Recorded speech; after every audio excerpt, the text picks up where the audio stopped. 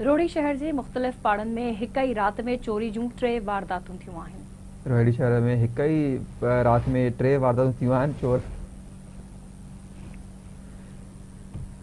चोर 2 मोटरसाइकिलूं ऐं हिक दुकान खे खाटणी क़ीमती सामान ॿुहारे विया। शहरनि पारां चोरनि खे गिरफ़्तार करे चोरी कयल सामान वापसि करण जो मुतालबो कयो वियो आहे।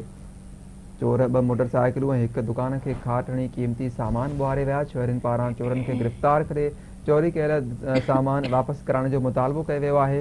अहम ख़बर आहे, रोहड़ी शहर जे मुख़्तलिफ़ पाड़नि में हिक ई रात में चोरीअ जूं 3 वारदातूं थियूं आहिनि।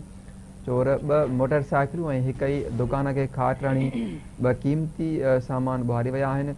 शहरनि पारां चोरनि खे गिरफ़्तार करे चोरी कयल सामान वापसि करण जो मुतालबो कयो वियो आहे। लाइन ते मौजूदु आहे करीम बख़्श जतोई। जी करीम बख़्श, कहिड़ा तफ़सील आहिनि?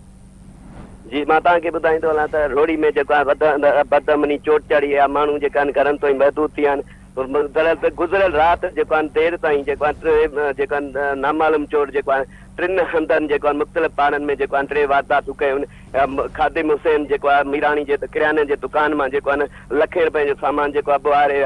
मोहम्मद सलीम जेको आहे पुराणी मशीन मार्केट उनजी बि 3D मोटरसाइकिल काए आहे। जॾहिं त इक़बाल अहमद जेको आहे उनजी बि जेका यूनिक जेका मोटरसाइकिल चोरी करे फरार थी आहे। जॾहिं त अहिड़ियूं जेके आहिनि केतिरियूं जेके वारदातूं थियनि थियूं, पर एंट्रियूं दाख़िल हुजण बावजूदि जेको अञा ताईं ख़बर न आहे कि पुलिस जेका ख़ामोश बणियल आहे। पर इन वक़्तु जेको आहे शहर में सियासी समाज जी तंज़ीमनि में जेको आहे ताप पखड़ियल आहे कि शहर में जेका वधंदड़ जेका आहे SSP सखर खां मुतालबो कयो आहे त वधंदड़ जेके ॾोहनि ते ज़ाब्तो आंदो वञे ऐं जेको आहे शहरनि खे महफ़ूज़ बणायो वञे। जी ठीकु आहे, अवां जी महिरबानी अपडेट करण लाइ।